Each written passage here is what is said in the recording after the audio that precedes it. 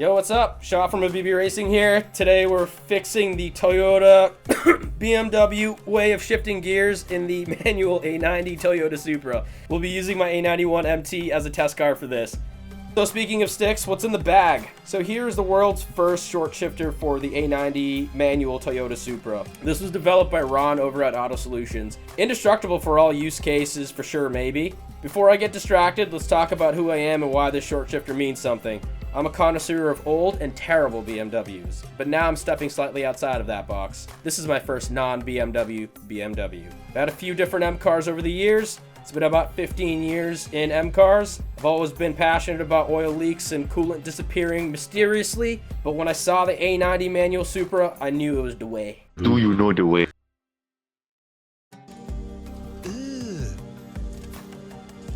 Brother, So here we have the stock throws on the A90 manual Supra. As you can see, the throws are pretty short. It's not that bad. A little rubbery, but nothing too crazy. So why would I want to go change that? Let's find out.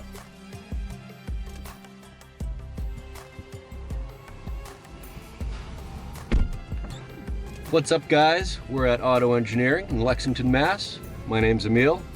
Today we're doing a pretty cool project. We're actually going to be installing the world's first short throw shifter in a Mark V Supra. So I figured, why not film this, have you along for the journey. Let's have some fun today. Since we're already in the cabin, we're going to start with the first job of the process here. We're going to get rid of this shift boot. And we're going to bring the car up in the air, start taking some panels off, and get to the good stuff.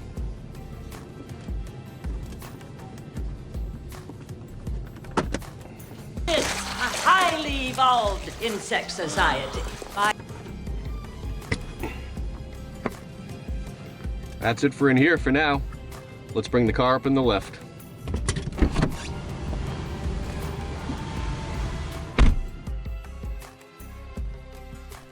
So let me tell you all why I decided to develop this kit for the Toyota Supra. For that, we have to go back to the way back times. I got my first 95 M3 in 2009. I'm pretty familiar with BMW stock rubbery shifting bullshit. Wait, what are we talking about again? Oh yeah. So my current M cars, which include two E46 M3s, an E39 M5, and an E92 M3, they all have AutoSolutions short shifters in them. They all shift great. They don't have any issues getting into second. Honestly, that's really it. That's what I'm looking for, personally. So for the Toyota, well, I just didn't really like the feel of the stock shifter. It lacked precise mechanical feedback, something that you would get in a Porsche GT product or a super marked up Civic nowadays. Honestly, that's the same thing. Don't get me wrong, it's nowhere near as rubbery as a stock BMW shifter. Toyota actually did a really good job with what they had. So I brainstormed some ideas with Ron and he came up with something really special. And the journey to create this kit wasn't short, it was actually kind of long. Alright guys, we finally got all these panels off the bottom side of the car. We can finally see what's going on with this OEM shifter.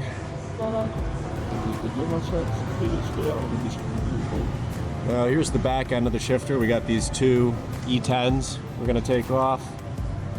Followed up, there's our rest of the shifter assembly, and DSSR rod is right back there. And then the infamous BMW bitch clips, so they say.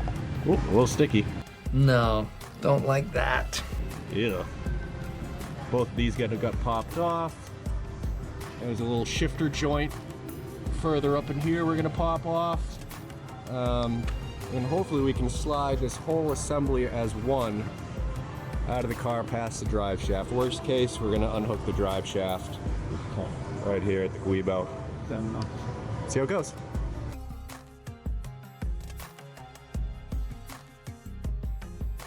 Story time. A little bit about my car. So it's a 2023 A91 MT in See You Later gray, obviously. Now at the time it had about 1,000 miles on it, and I already kind of hated the stock shifter. Wasn't a fan of it. Going from first to second was notchy as all hell, and it definitely didn't feel positive.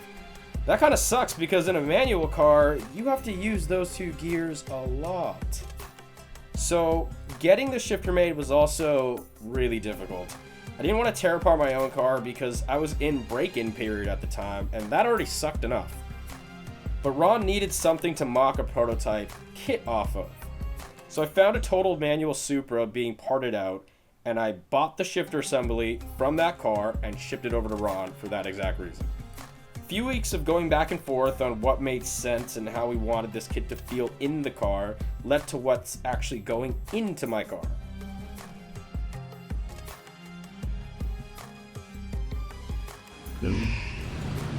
All right, we finally got these two out on the bench.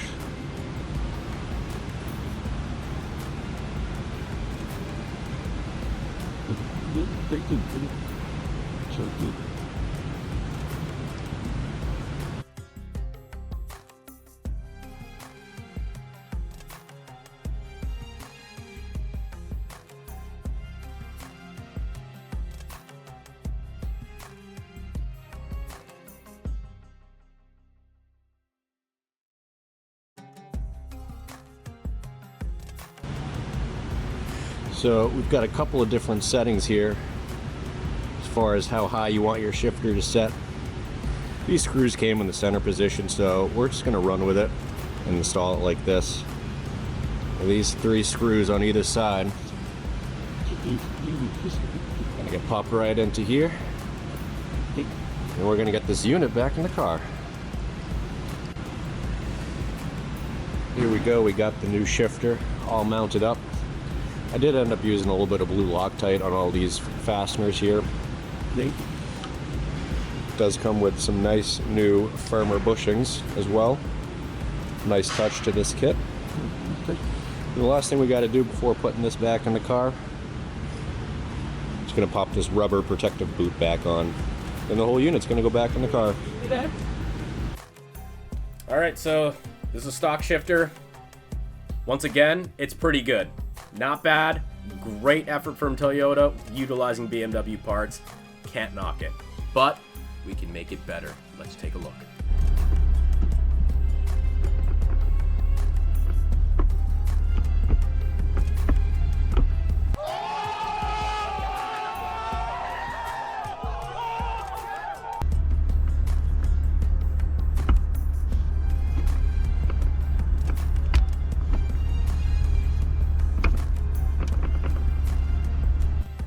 Alright, so running the shifter, the AutoSolutions shifter in the GR Supra. So first, second, third, fourth, fifth, sixth. Reverse. As you can hear, it makes quite a lot of noise. It's normal. It's more of a, it's not chassis mounted, but it's definitely going to have a little bit more noise just because of how it's designed. But there's no slop left in this shifter at all. So let's move. Good.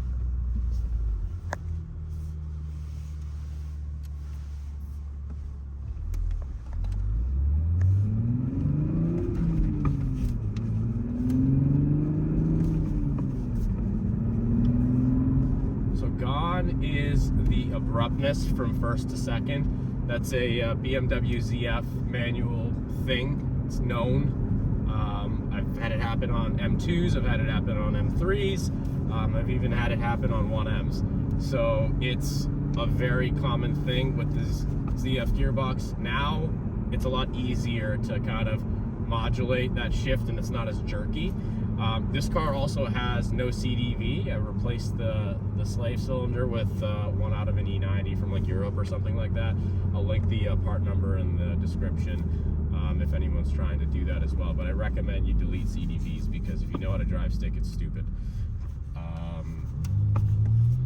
But actually using it, I mean, this shifter only has about, I'd say 41 miles on it actually, and it's fantastic. Honestly, it's we designed it so that the throws wouldn't be super short, so you can't tell what gear you're in, even though it does give you a number up here. But we designed it so that, you know, it's a lot more precise going into the gates and going to and from different gears. The last thing you want in a manual car is to have vagueness when you're shifting. It's stupid.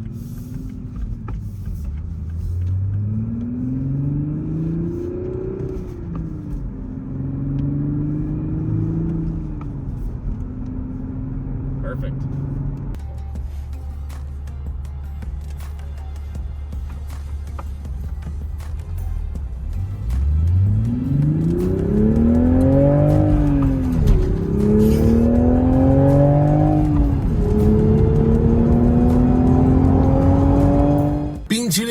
Alright, so some final thoughts on this entire endeavor while smoking some great mint alfakar out of my Khalil Mamoon Mini.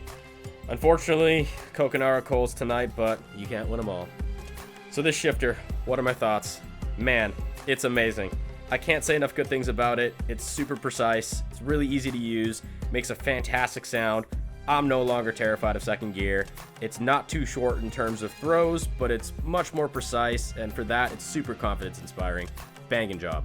Ron at AutoSolutions did a fantastic job on building this kit with me. I really do appreciate the collaborative effort on this. Huge shout out to Ron at AutoSolutions. Check him out in the link below. Also, a huge thank you to Emil and the team at Auto Engineering. They're amazing. If you're in the Massachusetts area, definitely see them if you have Euro cars. I'll link their channel and their information below as well. Everything is good, but we won't know for sure until we really put it to the test. That's right, we have to take the Supra on track. Just kidding. If it's easier to get out of a Starbucks drive-thru, this kit is worth its weight in gold. I'll follow up with a video once I've had a chance to put some more miles on this kit. Currently, it's only got about 40 miles on it. It's still got to break in. Ron usually says it's about 300 to 500 miles for a full break-in on this system. So once it's fully broken, I'll do a follow-up video. If you like the super technical and highly informative content, hit that like button, subscribe to Habibi Racing, and comment below if you're a fan of short shafts. I'll catch you in the next one.